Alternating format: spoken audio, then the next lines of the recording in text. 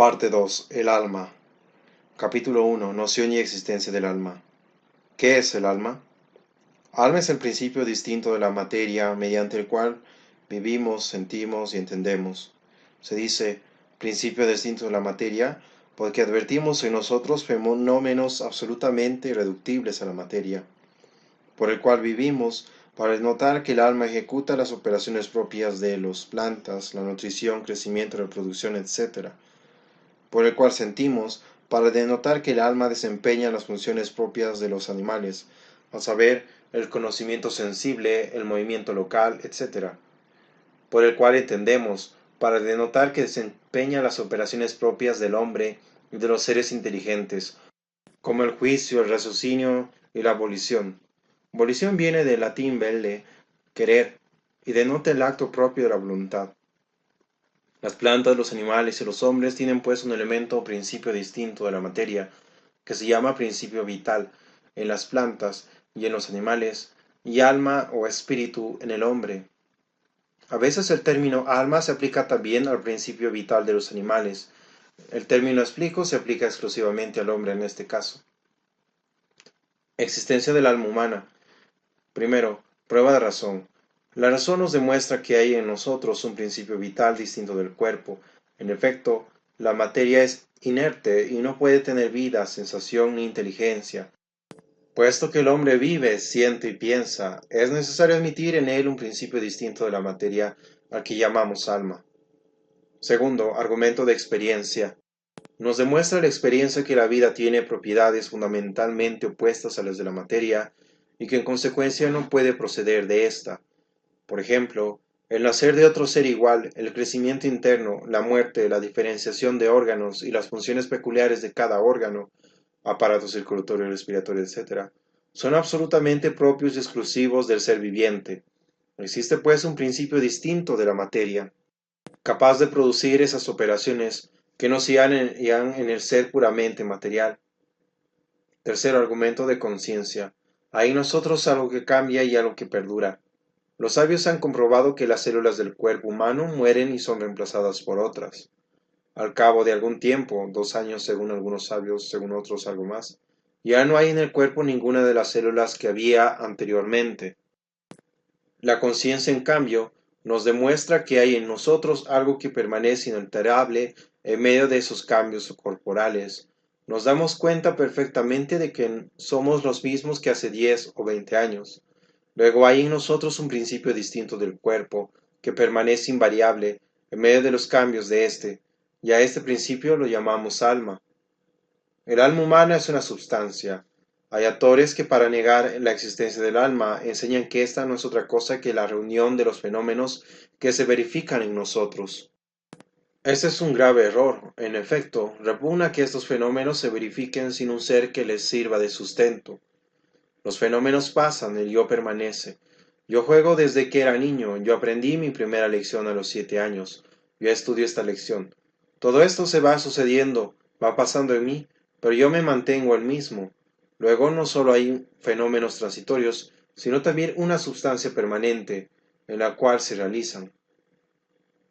Capítulo 2. Propiedades del alma humana. 3 propiedades fundamentales. El alma humana tiene 3 propiedades fundamentales, a saber, es espiritual, libre e inmortal. Artículo 1. Espiritualidad del alma. Noción de la espiritualidad. Que el alma es espiritual significa, primero, que no es cuerpo, esto es, que no consta de partes materiales. Segundo, que no depende del cuerpo ni en su ser, ni en sus operaciones propias. Primero, no es cuerpo, ni la vemos ni la palpamos, y sólo conocemos su existencia por sus efectos, por ejemplo, cuando comparamos al hombre vivo con un cadáver. Segundo, no depende del cuerpo, ni en su ser, porque puede sobrevivirle, ni en sus operaciones propias, porque aunque el alma necesite del cuerpo como de instrumento para obrar, efectúa operaciones de un orden absolutamente superior a la materia, como probaremos. La espiritualidad de nuestra alma no es perfecta, como la de las sustancias meramente espirituales, que no están unidas a ningún cuerpo, Dios y los ángeles, pues, por una parte está unida al cuerpo, por otra parte depende de éste en las operaciones de orden vegetativo y sensitivo, y por último, en las que son propios del alma, no depende del cuerpo, pero sí recibe de los sentidos las imágenes, de donde ella saca las ideas y voliciones, como explicaremos. Pruebas de la espiritualidad del alma.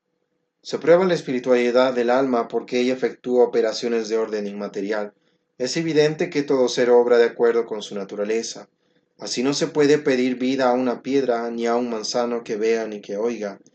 En consecuencia, si el alma produce operaciones inmateriales, hay necesidad de admitir en el hombre un principio inmaterial, de una naturaleza esencialmente superior a la del bruto.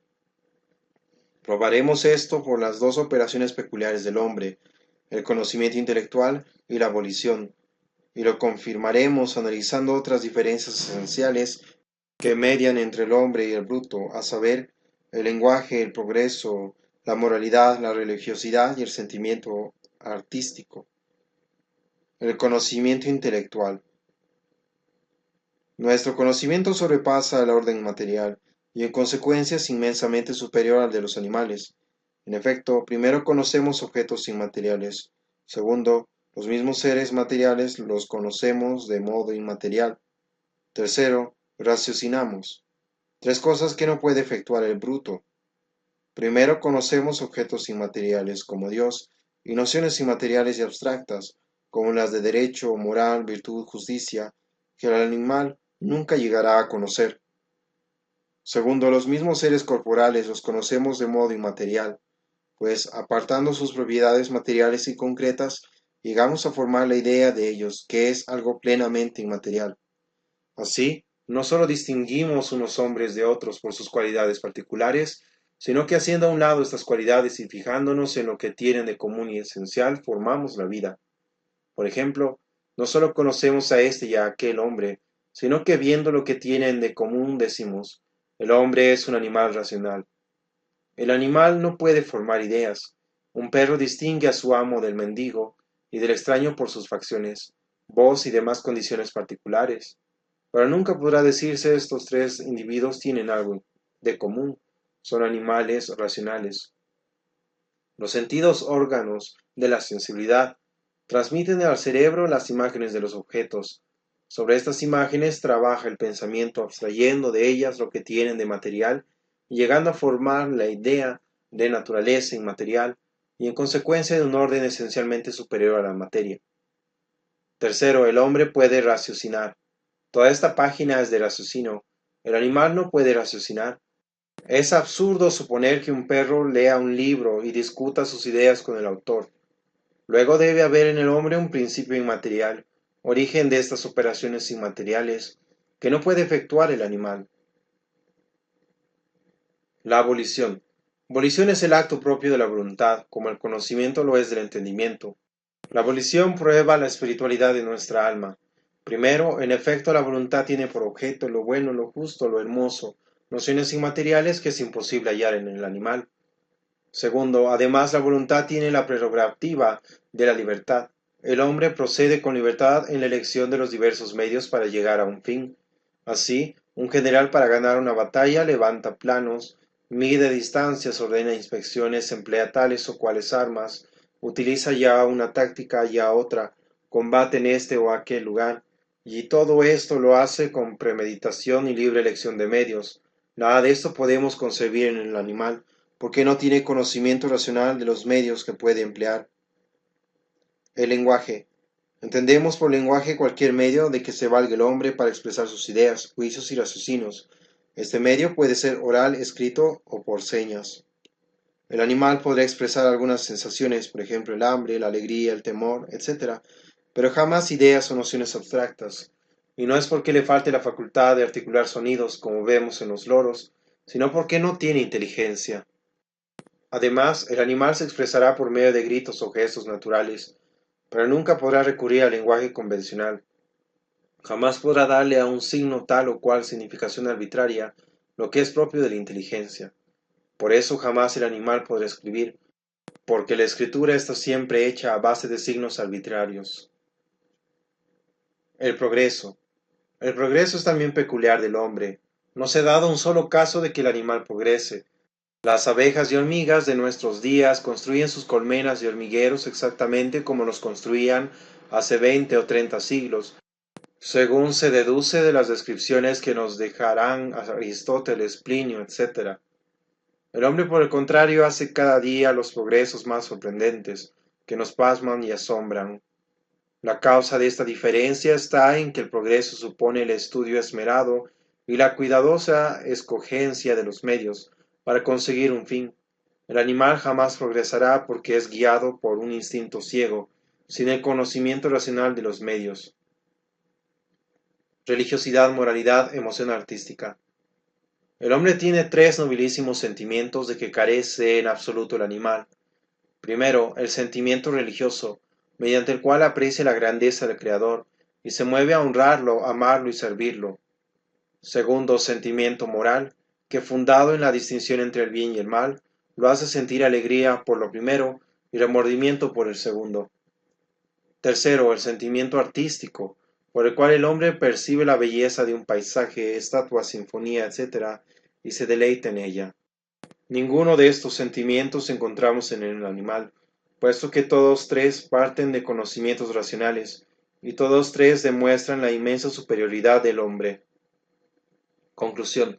El conocimiento racional, la abolición, el lenguaje, el progreso, la religiosidad, la moralidad y el sentimiento artístico prueban con evidencia que hay en el hombre un principio racional, capaz de ejercitar estas operaciones de que el bruto carece.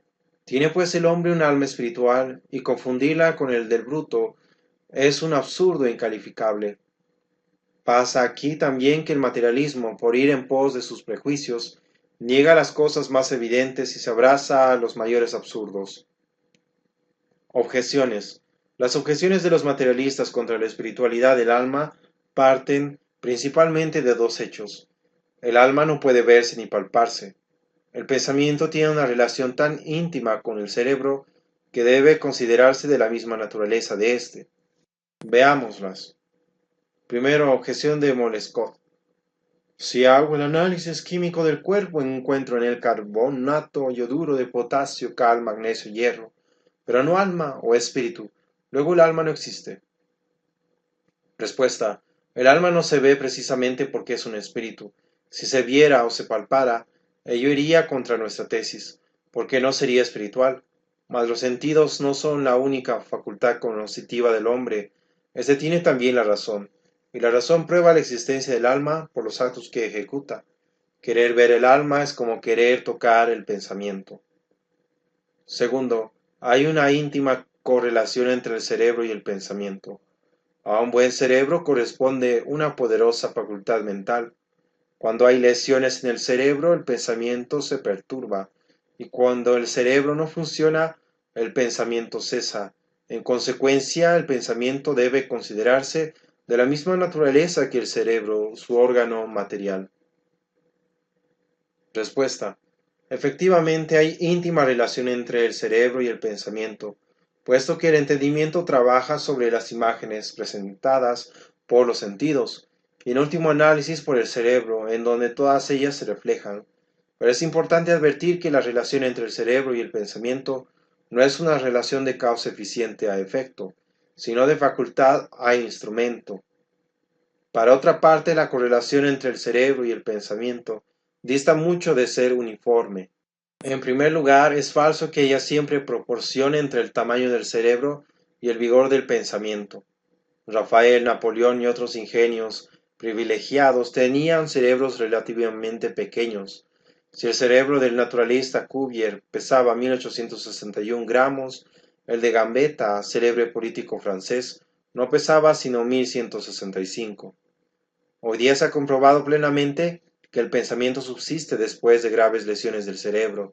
En el curso de la Guerra Europea de 1914 a 1918, pudieron constatarse numerosos casos de lesiones cerebrales, pérdida considerable de la sustancia cerebral, ablación de los centros que se decían sensitivos, motores e intelectivos, reducción de los glóbulos frontales, etc., sin que los heridos se resintieran gravemente ni perdieran el uso de sus facultades sensitivas, motoras o intelectuales. Véase Boulanger o Apolo número 109. Por estos mismos hechos ha quedado perfectamente desacreditada la teoría de las localizaciones cerebrales. Tercera objeción de Vogt y de Buchner. El cerebro segrega el pensamiento de la misma manera que el hígado de bilis y el riñón de orina. Respuesta. Para que la comparación tuviera valor fuera necesario que el cerebro, que es un órgano material, segregara un efecto material y compuesto, como la bilis o la orina. Pero, ¿qué ácidos o qué componentes químicos forman el pensamiento? Cuarta, se ha llegado a calcular el gasto de fósforo y otras materias orgánicas que acompañan el trabajo intelectual, lo que prueba que éste es de naturaleza material. Respuesta, lo que se ha llegado a medir no es el trabajo intelectual, sino el trabajo orgánico, inseparable de la sensación, y que sirve de base al pensamiento. Quinta, durante el trabajo intelectual el cerebro se pone en vibración, lo que indica que el pensamiento es una vibración cerebral. Respuesta. El error de los materialistas está en afirmar que el pensamiento sea una pura vibración, por el hecho de que se verifique con algunas vibraciones, exactamente como si la ejecución de un solo de violín se atribuyera a las vibraciones de las cuerdas, prescindiendo del artista que lo toca. Además, si el pensamiento fuera una simple vibración material, ¿cómo explicar el que un mismo sonido pueda expresar ideas diferentes? Así la palabra vino, según que sea interrogativa o afirmativa, o un sustantivo expresa ideas diferentes. Hiriendo la palabra al cerebro, en la misma forma debiera producir la misma vibración, la misma imagen, la misma idea. Si una misma palabra puede despertar diversas ideas, es porque hay en el hombre un principio que trabaja sobre las imágenes y abstrae de ellas las diversas ideas que pueden encerrar. Artículo segundo. La inmortalidad del alma. La inmortalidad del alma es un lógico corolario de su espiritualidad y de la sabiduría y justicia divinas. Estúdiense estas ideas en el numeral 127 del dogma. Numeral 127. Inmortalidad del alma. El alma no muere con el cuerpo, sino que es inmortal. Dios ha hecho al hombre inmortal, escribe el libro de la sabiduría. Dice también el Eclesiastés, que el polvo vuelva a la tierra de donde salió, y el espíritu vuelva a Dios que le dio el ser. La razón prueba igualmente la inmortalidad del alma, porque siendo el alma un espíritu, no lleva en sí germen alguno de corrupción o muerte. El cuerpo al morir se disgrega en los diversos elementos que lo componen y entra en corrupción. El alma humana es simple y espiritual, y no tiene ni elementos que se disgreguen, ni materia que pueda corromperse, porque así lo exige la sabiduría de Dios. Si el alma no fuera inmortal, Dios hubiera puesto en el hombre un deseo de felicidad que jamás pudiera satisfacer, puesto que en esta vida no puede satisfacer de ello ese deseo, y puesto que va contra la divina sabiduría haber puesto en el alma una aspiración tan honda y poderosa para nunca satisfacerla, es de rigor admitir la existencia de otra vida donde dicha aspiración puede tener completa realización, porque así lo exige la justicia de Dios, pues de otra suerte tantas injusticias que se ven en el mundo quedarían sin reparación. Viendo, podemos agregar que la inmortalidad del alma es una verdad de consentimiento universal, ya que todos los pueblos, tanto los cultos como los incultos, la han confesado. La veneración de los antepasados, el levantarles algún monumento, el colocar alimentos o armas en sus tumbas, el ofrecerles sacrificios, son hechos que se pueden comprobar aún en pueblos atrasados, y que prueban la universalidad de esa creencia. Sobre la prueba deducida del orden moral, es muy significativo este texto de Rousseau, cita, aunque no tuviera otras pruebas de la inmortalidad del alma que el triunfo del impío y la opresión del justo, esto solo me impediría dudar de ella. Desigualdad tan injusta y desagradable me fuerza a exclamar, no termina aquí abajo todo para nosotros. Después de la muerte el orden se restablece. Sí, la cita.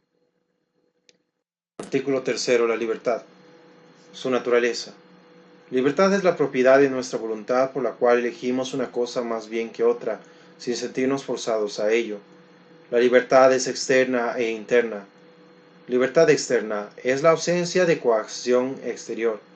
Libertad interna es la ausencia de toda necesidad interior que nos determina a obrar. La interna es la que nos hace dueños de nuestros actos y constituye el libre albedrío. En la moral, estudiamos la diferencia entre la libertad física y la moral, y estudiamos la necesidad absoluta de la libertad como base y fundamento del orden moral. Veamos ahora algunas pruebas de la libertad, ya por el testimonio de la conciencia, ya por el análisis del acto libre, ya por testimonio común de la humanidad. Luego refutaremos las objeciones que los deterministas levantan en contra de la libertad. Prueba de la libertad. Prueba de la conciencia. Primero, la conciencia nos dice con perfecta claridad que somos libres, que ninguno de los móviles que mueven nuestra voluntad obra en ella con tanta fuerza que no se pueda decidir por otro, de modo que nosotros mismos somos lo que nos determinamos a obrar. Segunda, sentirse uno libre es ser libre, como sentirse pensante es pensar en realidad, y sentirse alegre es tener alegría. Estas son cosas que leemos directamente en nuestra conciencia sin ningún intermedio, y sobre las cuales en consecuencia no cabe error. Prueba por el análisis del acto humano. Encontramos tres cosas en el acto humano: la deliberación, la determinación y la ejecución. El hombre que obra racionalmente delibera, escoge los medios y obra. Pues bien, en cada una de estas tres etapas se advierte la libertad. Primera, la deliberación prueba la libertad. El animal no delibera, sino que se deja guiar por un instinto ciego. Un pajarillo se lanza 10 veces contra un vidrio, confundiéndolo con el espacio vacío. Nosotros mismos, en las cosas en que no nos sentimos libres, no entablamos deliberación. No nos ponemos a deliberar sobre si dejamos de respirar a nuestros pulmones o palpitar a nuestro corazón. En cambio, deliberamos y opinamos sobre todo aquello hacia lo cual nos sentimos libres.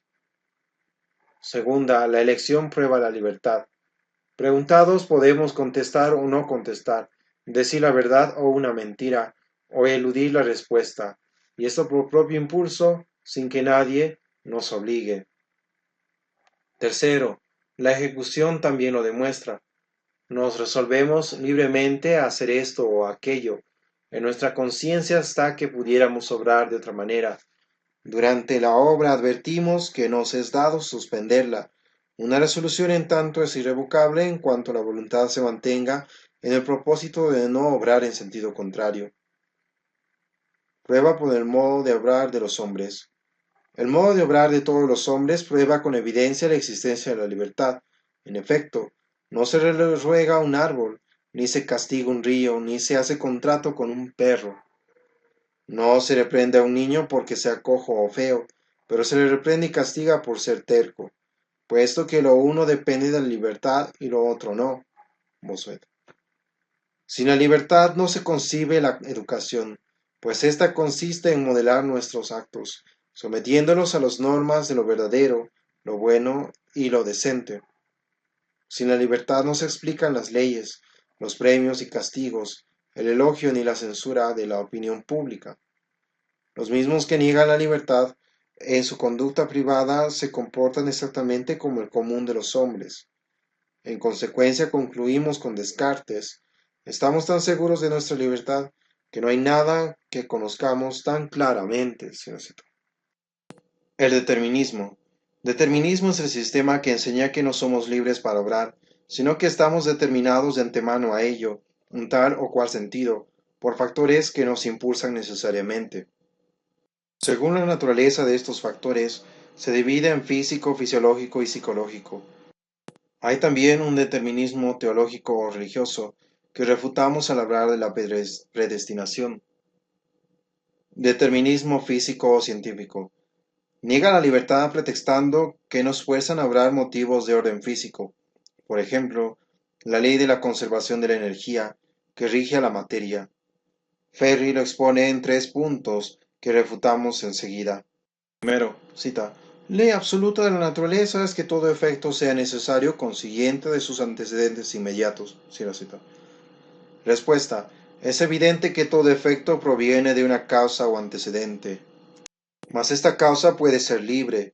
Trasplantar al hombre el modo de obrar fatal de la naturaleza inanimada es muy propio de un materialista, pero también muy alejado de la verdad. Segundo, cita, el hecho de que en el mundo nada se crea ni destruye, prueba que en el mundo no hay puesto para la libertad, pues ésta no puede crear otras energías fuera de las que ya existentes. Cierra cita. Respuesta. Nuevamente el argumento es muy propio de un materialista, que no admite sino energías materiales, pero siendo el alma espiritual, no está sujeto a las leyes de la materia. Aun concediendo que el acto voluntario tuviera relación directa con las energías físico-químicas, su intervención no sería para crear nuevas energías, sino para dar dirección a las existentes. Tercero, cita. Las estadísticas prueban que en paridad de circunstancias, los individuos y los pueblos obran del mismo modo. Cierra cita. Respuesta. En este modo de obrar se presentan muchas excepciones, que prueban precisamente la existencia de la libertad, porque de otra suerte quedarían sin explicación alguna. Además, dice el gran sabio Claudio Bernard, las leyes de la estadística son siempre verdaderas en general y falsas si se aplican en particular. Cierra cita. Supongamos que se comprueba que de 10 enfermos de tifo, 9 se salvan y uno muere. Y si se han salvado 9, la ley de la estadística está muy lejos de comprobar que el que está enfermo en 10º lugar se morirá. El determinismo fisiológico niega la libertad alegando que el medio, la herencia, el clima, el temperamento, etc., son factores que la anulan. Respuesta. Sin duda son factores que obran más o menos poderosamente en ella, pero no llegan a anularla. Por el contrario, la voluntad puede obrar decididamente sobre estos factores, modificándolos y dirigiéndolos. Pudiera haber excepciones, pero las excepciones no son base para formular las reglas. Si ello fuera así, las virtudes más eximias, el desprendimiento más generoso, el heroísmo más sublime, lo mismo que la degradación más rebajada, vendrían a ser cuestiones de medio y de temperamento, sin responsabilidad, sin lugar a mérito o a demérito, a elogio o a reproche, teoría cuya repugnancia salta a la vista. Determinismo psicológico. Niega la libertad pretextando que el motivo que nos mueve a obrar se nos presenta de tal manera que no podemos elegir otro. Leibniz lo expone así, cita, la voluntad es siempre determinada por un motivo. Cuando delibera, es que está en presencia de varios motivos contradictorios. Entre ellos hay uno que es el más fuerte, y es siempre por este por el que la voluntad se decide. El motivo más poderoso la determina como el peso mayor hace inclinar la balanza del lado en que se le coloque. Respuesta. Sin duda, la voluntad es siempre determinada por algún motivo, pero determinada libremente. O mejor dicho, la elección no se le impone el motivo, sino que ella misma la hace. Los motivos tienen la fuerza que la voluntad quiere brindarle, de modo que en realidad ella es la dueña de su elección. Examinemos en efecto qué se entiende por motivo más fuerte. El que tiene más fuerza en sí mismo para mover la voluntad, o el que encuentra más poderoso. Evidentemente lo último. Sin duda que en sí misma la virtud es más poderosa que el vicio, y sin embargo, ¿cuántas veces prefieren los hombres el vicio? ¿Y cómo encuentra la voluntad más poderoso este motivo? Porque ella misma lo hace más poderoso. Ella tiene la propiedad de aligerar o hacer pesados los platillos de la balanza. Los motivos tienen la fuerza que la voluntad quiere brindarles. La voluntad puede dejar de pensar en uno para concentrar de lleno la atención en otro, o puede elegir indiferentemente uno u otro, sin otra causa de su decisión que su libre elección. En igualdad de circunstancias pasa también que la voluntad elige a veces una cosa, a veces otra, lo que prueba que lo que decide la elección no es la fuerza objetiva del motivo, sino su libérrima escogencia. Podemos pues sentar estas conclusiones. No existe para la voluntad motivo absolutamente más fuerza en sí mismo, de modo que ella no pueda decidirse por otro. La voluntad se decide por el motivo que ella misma convierte en más fuerte. Parte tercera, la religión. Capítulo 1. Origen de la religión. Dos teorías. En el dogma estudiamos la naturaleza y necesidad de la religión. Estudiemos ahora siquiera, sea brevemente, los problemas referentes a su origen, o sea, lo que se llama el hecho religioso. Llámase hecho religioso la existencia del sentimiento religioso y la creencia de un ser superior en todos los tiempos y en todos los pueblos. Sobre el origen de este hecho hay dos teorías, la racionalista y la católica. Para los racionalistas, la religión es un mero producto humano, algo subjetivo que no corresponde a ninguna realidad. Para los católicos, la religión es la relación del hombre con una realidad objetiva, a saber, con un ser superior, reconocido por la razón o por la revelación. Pero los primeros, la religión comenzó por ciertas formas inferiores, para los segundos por el monoteísmo o creencia en un solo Dios. Para entender las teorías, demos la explicación de algunos términos. El naturismo consiste en ver espíritus en los fenómenos de la naturaleza. El salvaje cree en el espíritu de la montaña, del río, etc. Animismo es la creencia de que los espíritus de los antepasados intervienen en los fenómenos y acontecimientos. Totemismo es la creencia en espíritus ocultos en los animales. Naturismo, animismo y totemismo se refieren a una idea común, la creencia en espíritus, colocándolos ya en los fenómenos naturales, ya en el alma de los antepasados, ya en animales. Ahora viene otra serie de ideas cuando el hombre quiere entrar en comunicación con los espíritus, les presta un cuerpo. Si es un cuerpo material fabricado por él mismo, un ídolo, tenemos la idolatría. Si es un cuerpo humano vivo, el de un brujo, tenemos la magia. Si es un objeto o símbolo cualquiera, un fetiche que puede ser una piedra, un árbol, etc., tenemos el fetichismo. Damos sobre estos términos alguna explicación más. Primero, animismo. Para muchos autores el término animismo tiene un sentido más general. Denota la tendencia del hombre salvaje a ver dentro de los objetos sensibles un espíritu semejante al suyo, al cual rinde culto para granjearse su protección. En ese sentido, se puede referir al naturismo, fetichismo y totemismo, lo que nosotros llamamos animismo, o sea, la comunicación con los espíritus de los antepasados. Ellos lo llaman manismo, de manes antepasados. Segundo, totemismo. Es una especie de culto rendido a ciertos animales, considerándolos emparentados con su familia o tribu, o como protectores de ella. Totem es el animal protector que la tribu venera y que no puede matar. Teoría racionalista. Su fin es explicar el hecho religioso prescindiendo de Dios. La defienden todos los que niegan la existencia de Dios, o al menos la revelación, y que no pudiendo negar la religiosidad del hombre, pretenden darle una explicación natural a su acómodo. La llamamos racionalista, aunque como se ve, no es exclusiva de los racionalistas. El punto de partida es el evolucionismo. El hombre primitivo, apenas salido del estado de animalidad, no tenía sentimiento religioso alguno.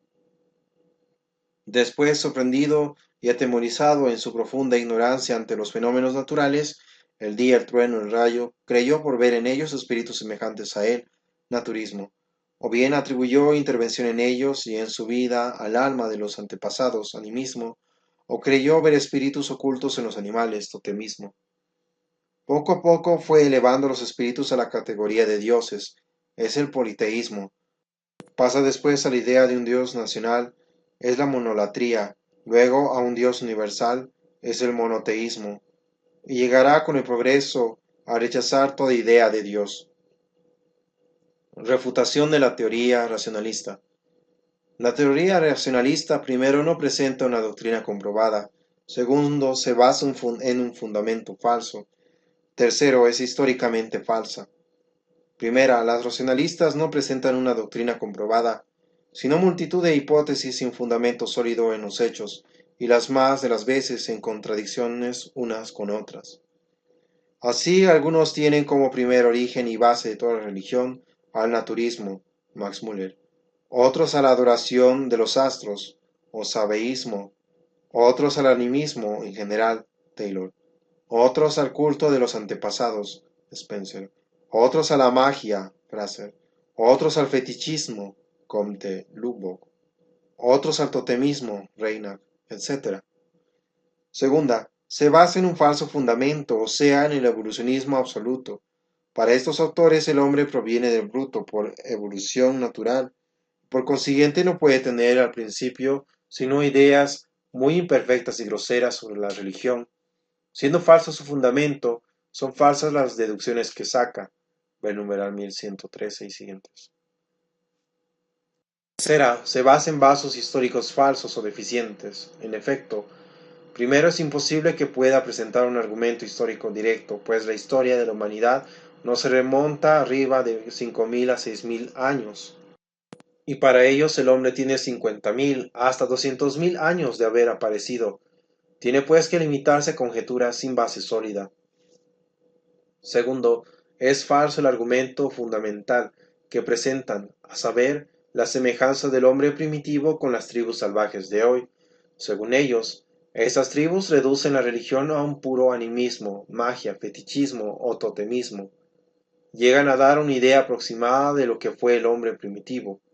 A esto respondemos. A pesar de su decadencia, es falso que en ellas la religión se reduzca al animismo, magia o fetichismo. Aún las religiones más rudimentarias tienen la idea de un ser superior al que rinden culto. No podemos juzgar del hombre primitivo que por el salvaje de hoy. El salvaje es un hombre caído y degenerado. Cuando un animal doméstico huye al monte, al poco tiempo se convierte en montaraz. Lo mismo pasa con el hombre. Estas tribus alejadas durante siglos y aún milenios de toda raza civilizada tuvieron que retroceder grandemente en su desarrollo espiritual. En consecuencia no pueden dar idea del hombre primitivo. Dice Mr. Leroy, cuando uno ha vivido largo tiempo con nuestros primitivos, llega a constatar que detrás de lo que se llama naturismo, animismo, fetichismo, etc., surge doquiera real y viviente, aunque con frecuencia más o menos velada, la noción de un Dios superior. Sí, lo cito. Tercero, históricamente es falso el evolucionismo religioso. No han existido pueblos irreligiosos, como a la ligera aseguran algunos de los que apoyan la tesis racionalista. Podemos afirmar que el naturismo, fetichismo, etc., son estados posteriores a la religión y degeneración de ella. Son falsas las causas con que pretenden explicar el paso de la irreligión a la religiosidad, miedo, ignorancia, etc. Véase número 1092. Y es falso en absoluto que la última etapa de este evolucionismo sea la irreligión. La tesis católica, su comprobación, puede compendiarse en dos puntos. La religión corresponde a un concepto real y objetivo, a saber, existe un ser supremo a quien podemos conocer y a quien debemos rendir culto. El monoteísmo fue la forma primitiva de la religión. Primero, argumento negativo. Se deduce de la refutación de la tesis contraria, en especial en lo referente al evolucionismo absoluto. La religión corresponde al concepto real de un ser supremo al que podemos conocer y debemos honrar. Segundo, argumento positivo. Se desprende lógicamente de las tesis anteriores, en que hemos comprobado que Dios existe y que el hombre puede conocerlo, bien por revelación, bien por una sencilla aplicación del principio de causalidad, subiendo de las criaturas al Creador. La existencia de una revelación primitiva no se puede comprobar filosóficamente por un argumento apodíctico, pero sí hay muchas probabilidades a su favor. Nada más justo que el que Dios adoctrinara sobre las verdades y preceptos religiosos a la criatura más noble salida de sus manos. Hay tradiciones comunes a muchos pueblos, por ejemplo, sobre el diluvio universal, la necesidad del sacrificio, etc., que no se explican convenientemente sino por una revelación primitiva anterior a la dispersión de la humanidad.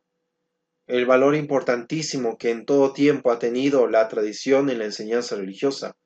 Vemos en efecto que ésta se obtiene casi siempre no por un estudio personal, sino por enseñanza de padres a hijos, y es lo que más indicado que esta tradición encuentra a la vez su origen en una revelación primitiva. Tercero, argumento histórico. La historia nos demuestra que el hombre ha sido siempre religioso, a tal punto que se ha podido dar la religiosidad como uno de los distintivos esenciales que los distingue del animal. También demuestran que no ha habido en el curso de la humanidad ninguna época irreligiosa.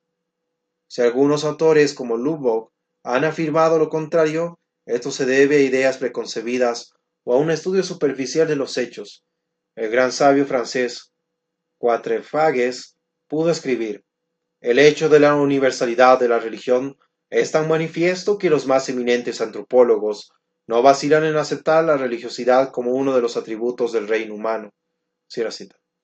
Respecto a la forma primitiva de la religión, la historia nos comprueba que fue el monoteísmo.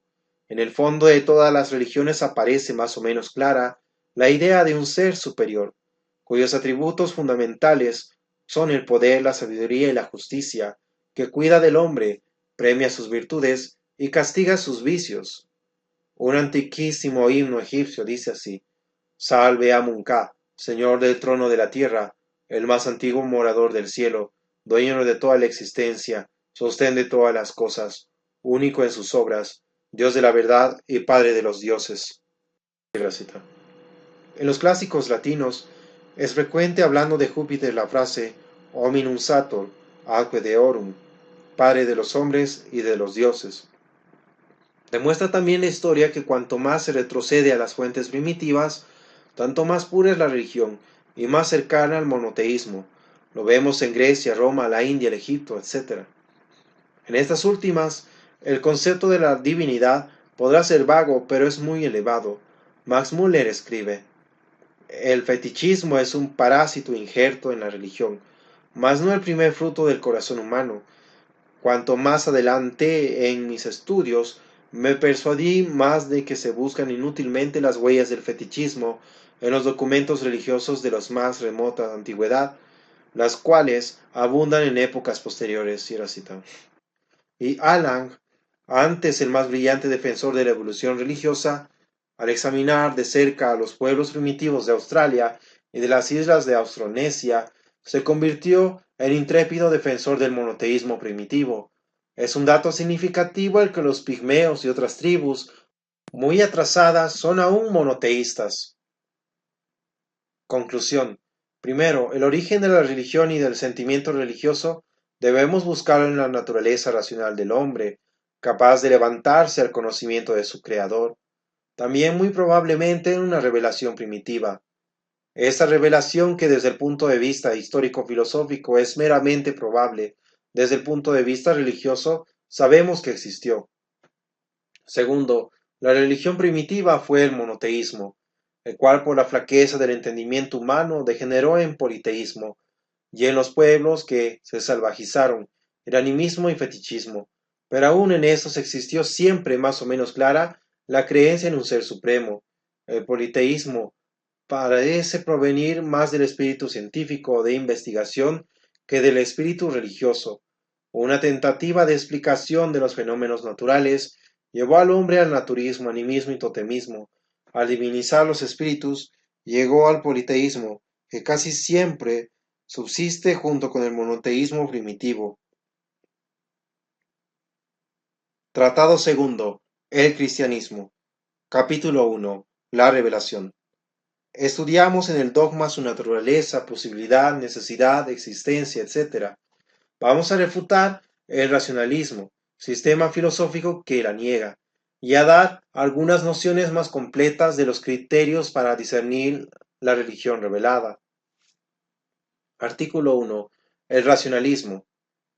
El racionalismo es un sistema filosófico que enseña que la razón humana es el único medio de conocer con certeza, y en consecuencia niega el orden sobrenatural como superior a la razón humana, la revelación por la cual este orden se nos manifiesta, el milagro, prueba decisiva de esa revelación, y los misterios como contrarios a la razón.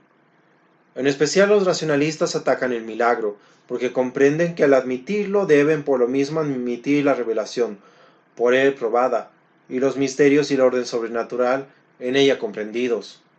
Probando pues la posibilidad, comprobación y existencia del milagro, el racionalismo queda de hecho refutado. Pruebas según la naturaleza del asunto. Advirtamos que las verdades son principios de razón y deben probarse con argumentos de razón. Los hechos son realidades históricas y deben probarse con argumentos históricos. Cuando los racionalistas quieren que se les pruebe el hecho de la revelación o del milagro por argumentos distintos de los históricos, o cuando los rechazan a priori, negándose a investigar los hechos, pecan contra el principio fundamental arriba enunciado. Para ser lógico, el racionalismo debiera primero comprobar la imposibilidad de la revelación y del milagro. Si la revelación y el milagro son posibles, no les queda otro recurso que acudir a los hechos, esto es, acudir al método histórico para examinar los hechos que se dicen milagrosos y que son base de la revelación. En el numeral 12 del dogma probamos la posibilidad de la revelación. Estudiemos enseguida más a fondo los criterios para distinguir la religión revelada. Artículo 2. Criterios para discernirla. Estos criterios se dividen en negativos y positivos. Unos y otros se subdividen en intrínsecos y extrínsecos. Criterios negativos son aquellos cuya ausencia prueba que una religión no es revelada, y cuya presencia constituye sólo una probabilidad mayor o menor de que sí lo es. Criterios positivos son aquellos que prueban directamente que la religión que los tiene es la revelada por Dios. Los criterios se llaman intrínsecos cuando se derivan de la misma doctrina revelada y extrínsecos cuando parten de alguna circunstancia exterior a ella. Los criterios negativos son, primero, por parte del que revela o del fundador de la religión, su vida virtuosa y edificante. En efecto, no es propio de Dios valerse para revelarnos sus verdades e imponernos sus preceptos de una persona indigna, en cuyos labios desmerezca su enseñanza. Segundo, por parte de la doctrina, el que no tenga cosas absurdas, inmorales o ridículas, y que no produzca efectos funestos en la sociedad.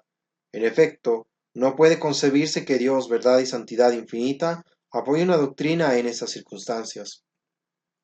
Los criterios positivos son, primero, la excelencia de esa doctrina, a saber, no sólo no contenga ningún error, inmoralidad, absurdo o ridiculez, sino que también descuelle por su dignidad y elevación sobre las doctrinas humanas, y que sus resultados hayan sido benéficos para el individuo, la familia y la sociedad. Segundo, el milagro y la profecía.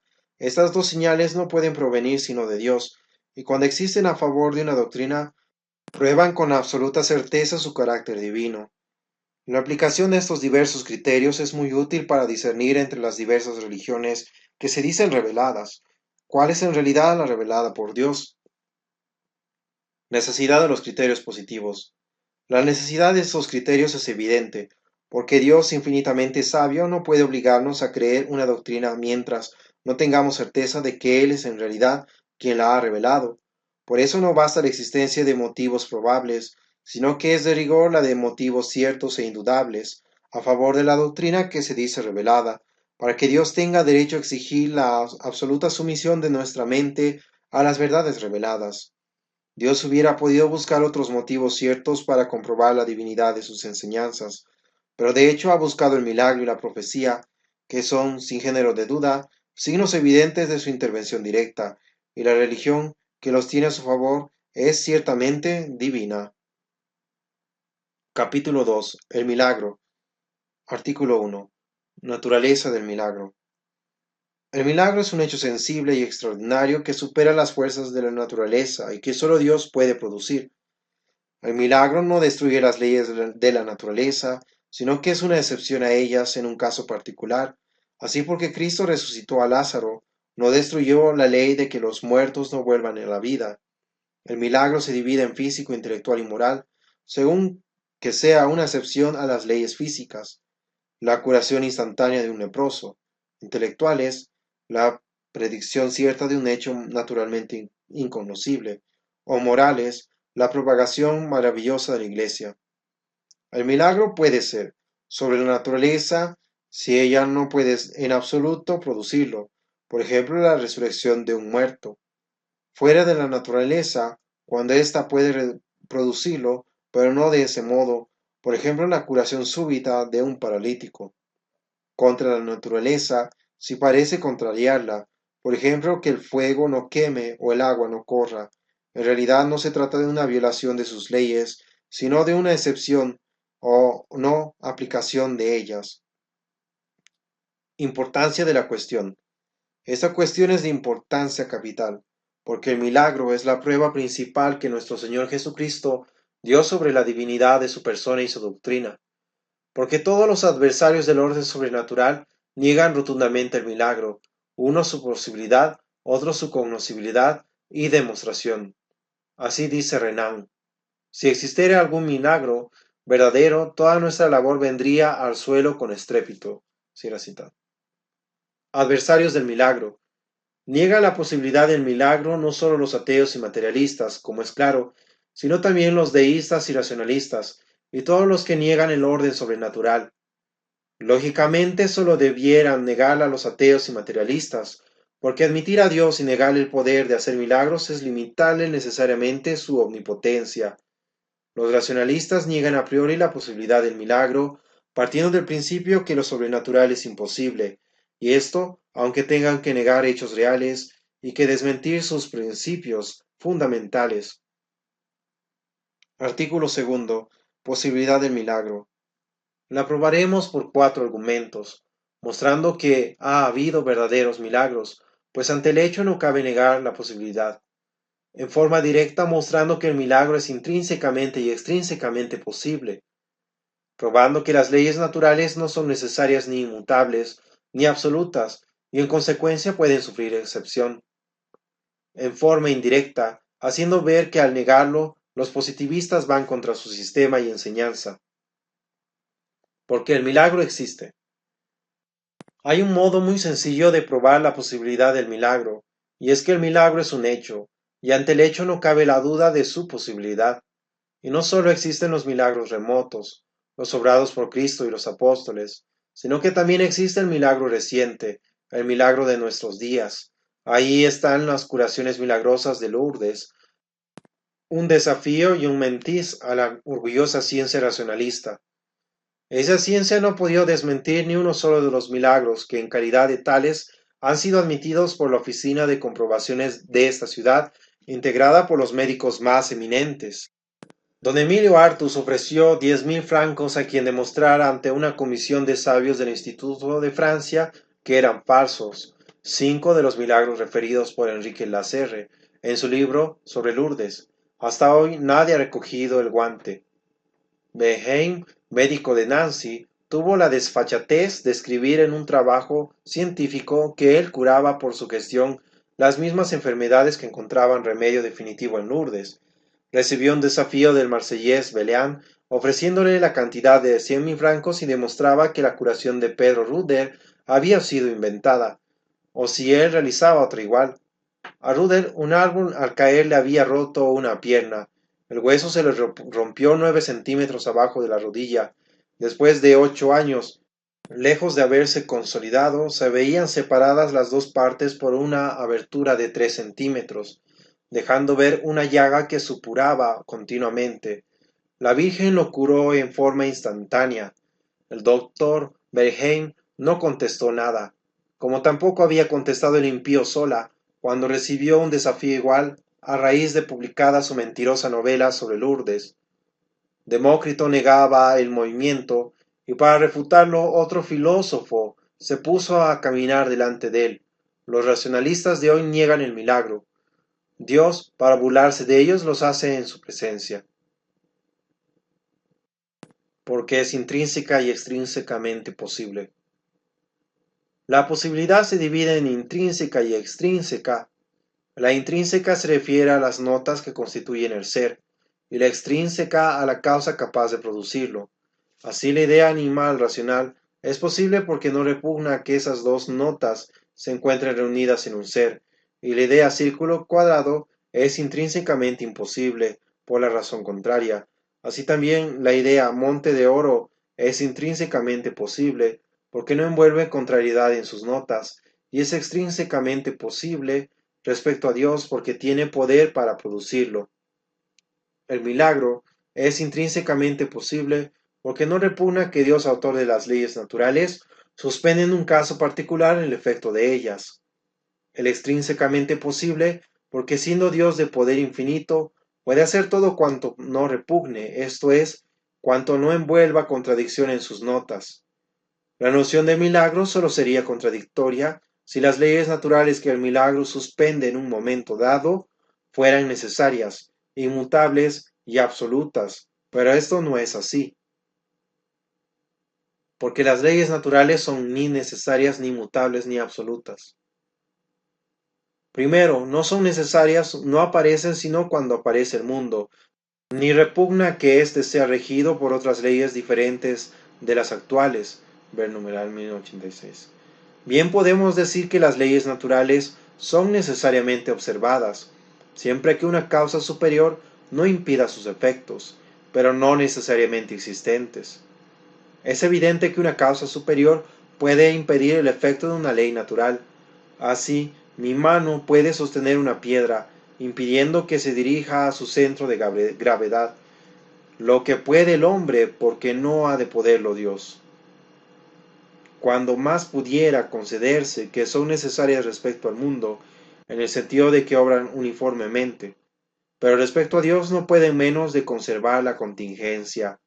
Él las determinó cuando creó el mundo, pudo hacer que fueran de distinta manera y puede modificarlas o suspenderlas. Segundo, no son inmutables. Debemos distinguir entre las leyes ontológicas que rigen el ser y las leyes dinámicas que rigen su actividad.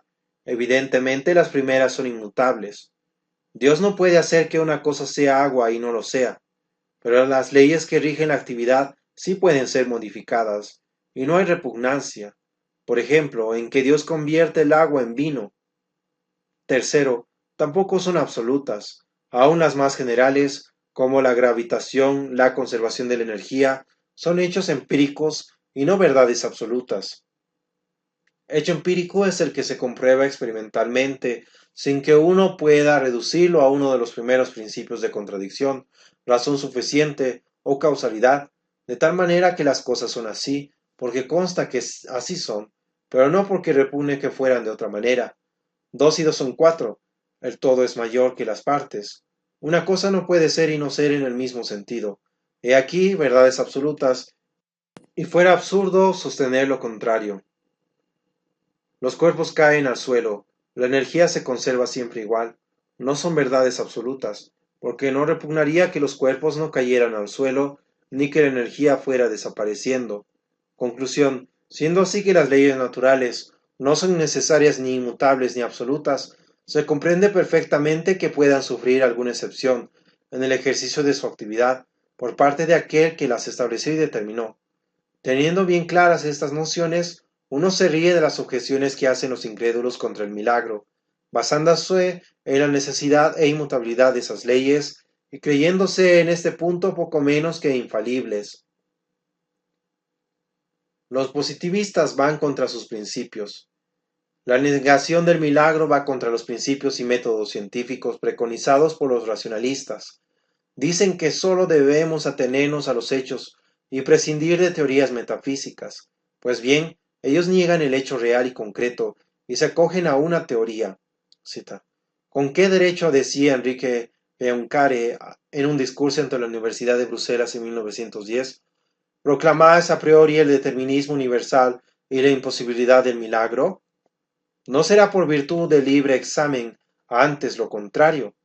No sólo no tenéis derecho de declarar por adelantado que estos fenómenos no existen, ni siquiera tenéis el de negarles su carácter sobrenatural. Examinad primero y hablad después. Siracita. Artículo tercero. Dios causa del milagro. Causa eficiente. Dios es la causa eficiente del milagro, pues sólo el autor de la naturaleza tiene poder para derogar sus leyes. Cita de Santo Tomás. Dios no puede obrar contra la ley suprema, porque obraría contra sí mismo, pero sí puede obrar contra el curso ordinario de la naturaleza. Mateológica, cero cita. Contra los que no admiten la existencia de Dios o niegan que Dios sea un ser personal, es inútil discutir sobre el milagro. Si no admiten a Dios, ¿cómo van a admitir que Dios derogue las leyes naturales? Por eso, en primer término, hay que persuadirles de la existencia de Dios. Dios, causa final del milagro. Dios es también la causa final del milagro, y lo hace por su gloria, para la manifestación de su sabiduría y de su poder. Dios no deroga las leyes de la naturaleza por simple capricho o diversión, ni tampoco para remediar las deficiencias del orden establecido por Él, como objetan neciamente los racionalistas. Esto sería limitar su sabiduría y su poder. Cuando Dios obra el milagro, lo hace para demostrar sus perfecciones, y sobre todo para comprobar su intervención en favor de las doctrinas que ha revelado. con el fin de que no podamos dudar de su carácter divino que el milagro pone de manifiesto. Artículo cuarto. Su comprobación. Los racionalistas, no pudiendo negar la posibilidad del milagro, se reducen a un último baluarte y niegan que sea comprobable. Cita de Renan. No decimos que el milagro es imposible, decimos que hasta ahora no se ha comprobado ninguno. Cierra cita. Vamos a demostrar que el milagro es comprobable, ya como hecho físico o sensible, ya como hecho extraordinario, ya como hecho divino, como hecho sensible y extraordinario.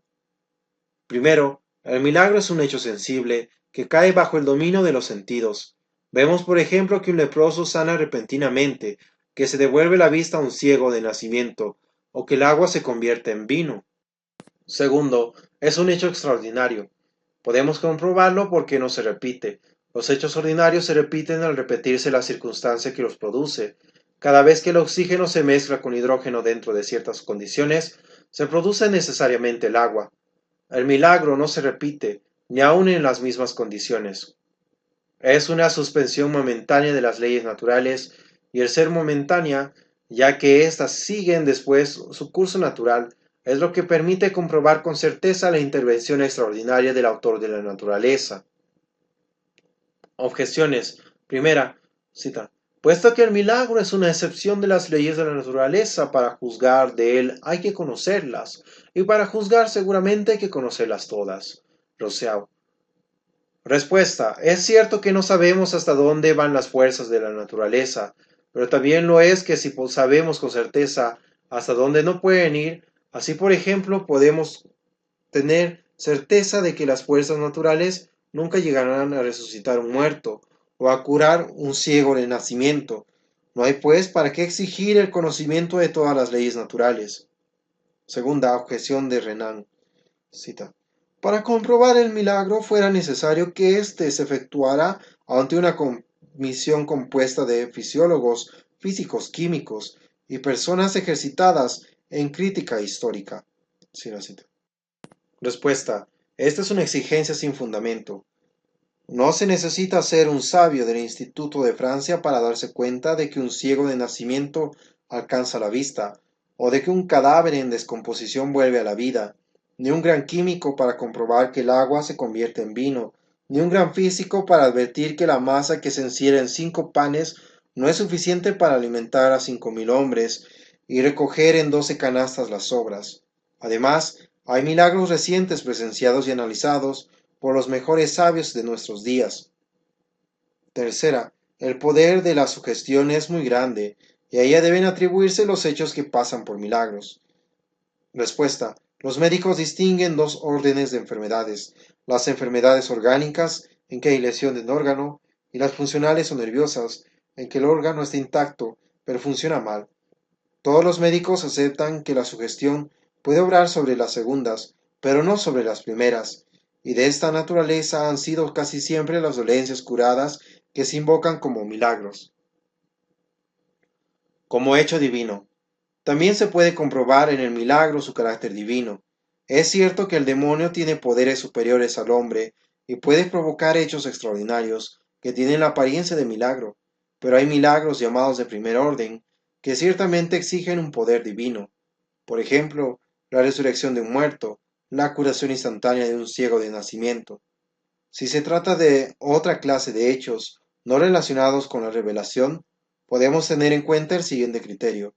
Si el hecho en sí mismo o en las circunstancias que lo acompañan es contrario a la razón, a la virtud, a la moralidad, a la sabiduría y santidad divina, debemos atribuirlo al demonio. Si por el contrario se trata de un hecho conforme a la verdad, a la virtud y a los atributos divinos que responden a la fe e invocación del nombre de Dios y que deja paz y amor de Dios en nuestra alma, podemos estar ciertos de que está de por medio la intervención del dador de todo bien. Como hecho histórico, valor del testimonio. Cuando el hecho se verificó en época pasada, su existencia no se puede comprobar sino por medio del testimonio. Debe llenar entonces ciertas condiciones, ya de parte de los testigos, ya del mismo hecho. Primero, por parte de los testigos, es necesario que sean sinceros y competentes. Se suponen sinceros si no tienen interés en engañar, Lo contrario si obran por interés, pasión o prevención. Son competentes si han podido observar el hecho con sus cualidades esenciales, sin peligro de ilusión. Para que su testimonio nos merezca valor, es necesario que hayan presenciado el hecho o lo hayan oído de boca de testigos presenciales.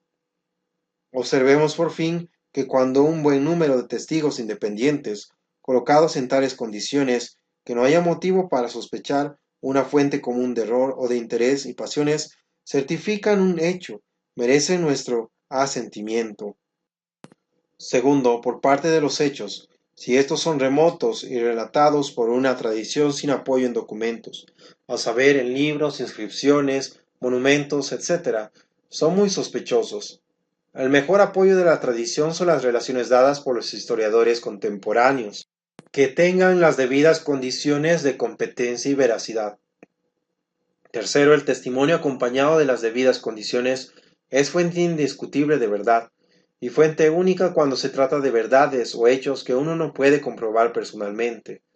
Si se rechaza el valor del testimonio, habría que relegar a un lado todas las ciencias que se fundan en él, la historia, la religión y las ciencias y artes en su parte histórica, y aun en la parte científica, que uno no está en capacidad de verificar.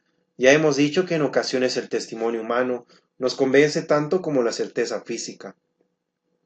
En consecuencia, cuando historiadores de reconocida autoridad refieren un hecho como presenciado por ellos o plenamente comprobado, merecen nuestro asentimiento, y tal hecho no se puede negar ni poner en tela de juicio, a menos que haya en contra suya argumentos de indudable valor.